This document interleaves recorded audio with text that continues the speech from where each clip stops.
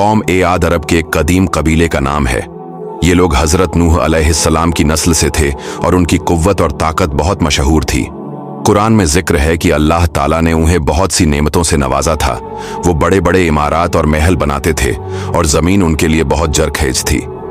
लेकिन जब उन्होंने अल्लाह ताला की नाशुक्र की और बुत परस्ती में मुबत्तला हो गए तो अल्लाह ताला ने उनकी हिदायत के लिए हजरत हूद अलैहिस्सलाम को भेजा।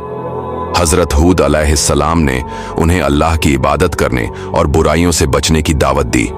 उन्होंने अपनी कौम को अल्लाह के अजाब से डराया और नेक अमल करने की तरगीब दी। मगर कौम ए आद के लोग बड़े मगरूर और सरकश थे। उन्होंने हजरत हूद अलैहिस्सलाम का मजाक उड़ाया और उनकी बातों को झुठला दिया। उन्होंने अपनी ताकत और दौलत पर बहुत घमंड किया और अल्लाह के नबी की हिदायतों को ठुकरा दिया। जब उन्होंने हद से ज्यादा जुल्म और कुफ्र किया तो अल्लाह ताला का अजाब उन पर नाजिल हुआ। एक तेज और तूफानी आंधी आई जो 7 रात और 8 दिन तक चलती रही। इस आंधी ने उनके घरों और महलों को उजाड़ दिया और पूरी कौम को हलाक कर दिया। कुरान में इस अजाब का जिक्र बहुत दर्दनाक अंदाज में किया गया है।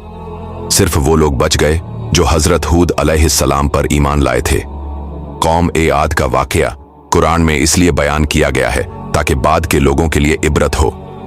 इस वाकया से पता चलता है कि जब कोई कौम अल्लाह की नाफरमानी करता है और अपने नबी की हिदायतों को नहीं सुनती तो उसका अंजाम बहुत बुरा होता है, चाहे वो कितनी ही ताकत और दौलतमंद क्यों ना हो। कौम ए आद जिस्मानी तौर पर बहुत मजबूत और लंबे कद के थे।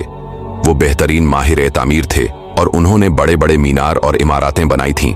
हजरत हूद अलैहिस्सलाम उन्हीं में से थे और अल्लाह ने उनको हिदायत के लिए भेजा था। उनकी सरकशी और तकब्बुर की वजह से अल्लाह का शदीद अजाब आया जो एक तूफानी आंधी की शक्ल में था।